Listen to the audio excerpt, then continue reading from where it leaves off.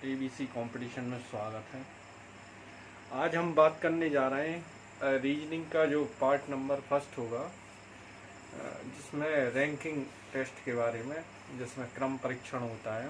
तो इसके विषय में हम कुछ क्वेश्चन कराने जा रहे हैं, जो कि आप ये मान लो कि आप मरते दम तक नहीं भूल पाएंगे उन सवालों को। तो अच्छे सवाल कराने जा रहा हूँ मैं, जो आप पूरा वीडियो और अंत तक देखें, जिससे आपको पूरी नॉलेज और पूरे जो इनके इस चैप्टर के जो सवाल हैं वो अंत तक आपको पूरे मिलें, जिससे कि आपका कोई भी क्वेश्चन बाहर ना जा सके। तो चलते हैं अपने टॉपिक की ओर। तो मैं अपने टॉपिक की ओर बढ़ने से पहले आप लोगों से गुजारिश करूंगा कि सब लोग अपना एक एक ग्रुप में शेयर कर दें, अपने एक एक ग्रुप में व्हाट्सएप के।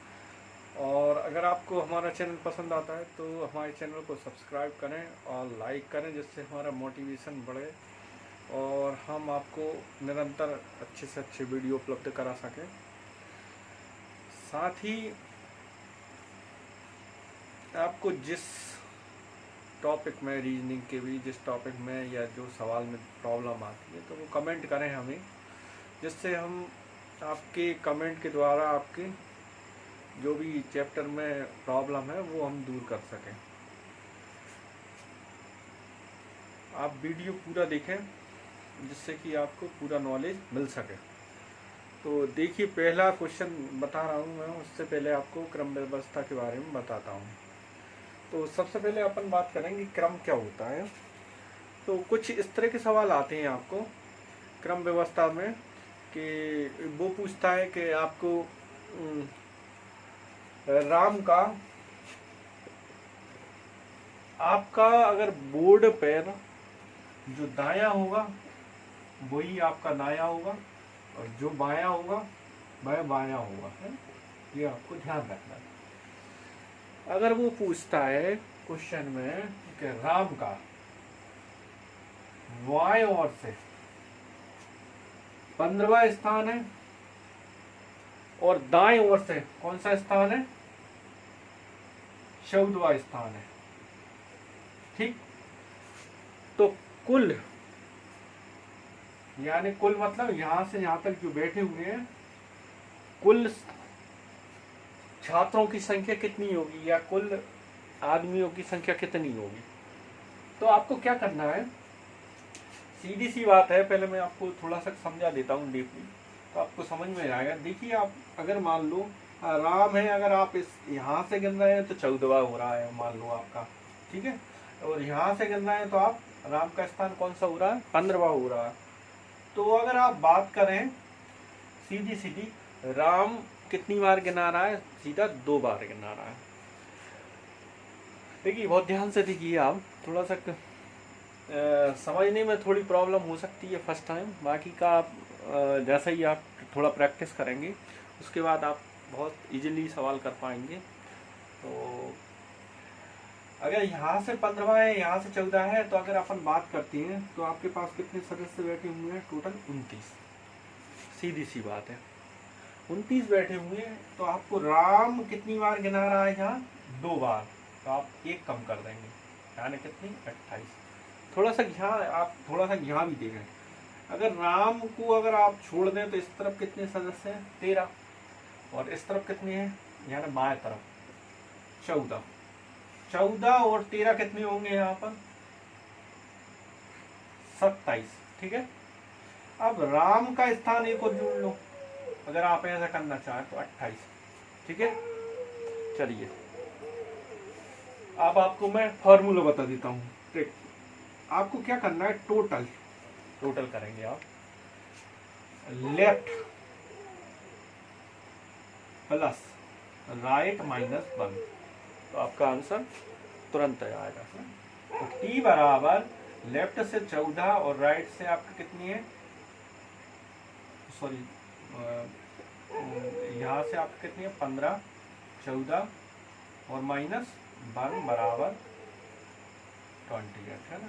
तो ये आपका ऐसे भी आंसर आ जाएगा। तो ये आपको समझ में आ गया होगा। चलिए, इसमें से आपको मैं 1-2 सवाल बताता हूँ।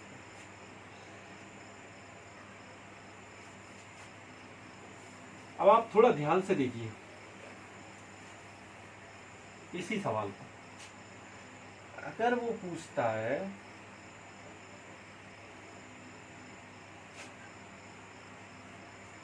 अगर वह पूछता है इसी सवाल में, चलिए दोबारा से, अगर वह पूछता है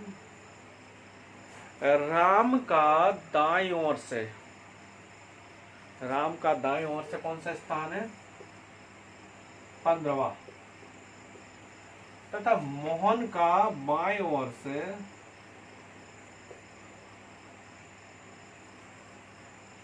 सॉरी बाएं ओर से कर लो इसे, बाएं ओर से 15वां, तो दाएं ओर से कौन सा स्थान है? 14वां। तो इस पंक्ति में कुल कितने सदस्यों की संख्या होगी?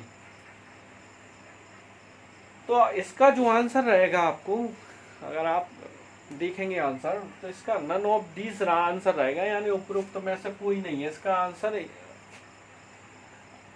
अगर आपको आता है विकल्प में कि आंकड़े अधूरे हैं या अपर्याप्त हैं, तो इसका आंसर वही रहेगा कि आंकड़े इस क्वेश्चन के अपर्याप्त हैं। कैसे अपर्याप्त हैं? कि उन्होंने ये बीच के कुल सदस्यों की संख्या बताई नहीं, ना टोटल सदस्यों की संख्या बताई, इसलिए इसके यानी इस सवाल का जो आंसर रहेगा वो आंकड़े अपर्याप्त का रहेगा, अगर आपके विकल्प में है तो। ठीक है। अगर वो पूछता है कि राम का स्थान बाएं से 15वां है और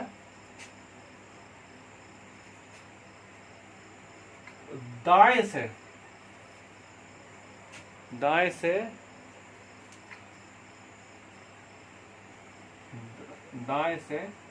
कौन सा है उसका 28, दाएं से उसका 14वां है। ठीक है, यहाँ हो गया आपका 15वां और यहाँ हो गया वही का वही लिख लेंगे अपन 14वां है। ठीक। और टोटल छात्रों की संख्या कितनी है? 28 छात्र हैं टोटल। अब जब टोटल 28 छात्र हैं तो आपको देखिए सिंपल से मैं आपको बता दूं यहाँ। अब जब टोटल 28 छात्र हैं तो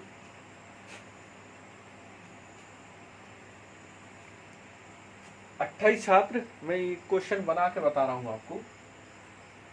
तो यहाँ जो सदस्य होंगे वो सदस्य कितने होंगे? 28 नहीं, आप यहाँ 30 कर लीजिए, है ना, 30 सदस्य है ना। तो यहाँ जो सदस्यों की जो संख्या होगी वो कितनी होगी? 15 जी हो गए, 14 जी हो गए। तो आपको बीच में कितने सदस्य होंगे? बीच में आपको कितने सदस्य होगा? एक सदस्य होगा, है ना। क्यों? क्योंकि 29 हो गए और एक बीच में होगा, यानी 30 सदस्य होंगे आपके। तो वह पूछता है क्वेश्चन में कि राम का बाएं ओर से 15वां तथा मोहन का दाएं ओर से 14वां स्थान है, तो बीच में यानी इन दोनों के बीच में कुल सदस्यों की संख्या कितनी होगी? तो आपको कितनी होगी? 1 होगी। और टोटल कितने छात्र हैं वो क्वेश्चन में आपको बताएगा, यानी 30 छात्र हैं। अगर वह पूछता है,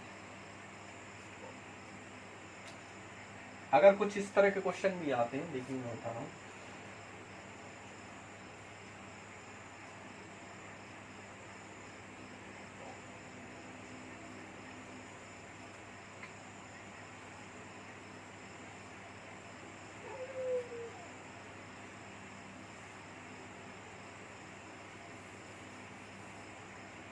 राम का स्थान ऊपर से कितना है? 15वां। और मोहन का नीचे से 7वां स्थान है। ठीक है। कुल छात्रों की संख्या कितनी है?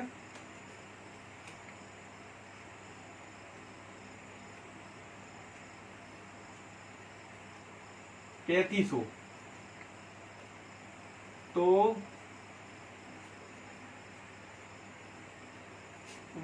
राम व मोहन के बीच में कितने सदस्य बैठे हुए?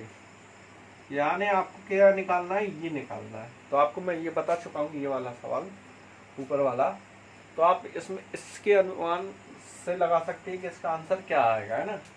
तो 15 ये हो गए और 7 ये हो गए, कितने हो गए आपके पास 22। तो 35 माइनस 22, तो ये कितने हो गए 3 और 1 यानी 13 सदस्य, 13 छात्र यहाँ बैठे होंगे मोहन और सोहन के बीच में। ठीक,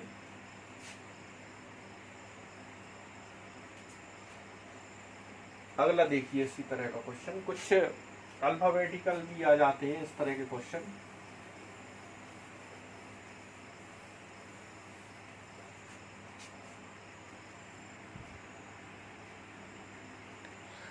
देखिए आप और क्वेश्चनों की इसी तरह प्रैक्टिस करें, फिर आपको मैं एक और पार्ट बना दूंगा, सेकंड पार्ट, जिससे कुछ क्वेश्चन और हैं।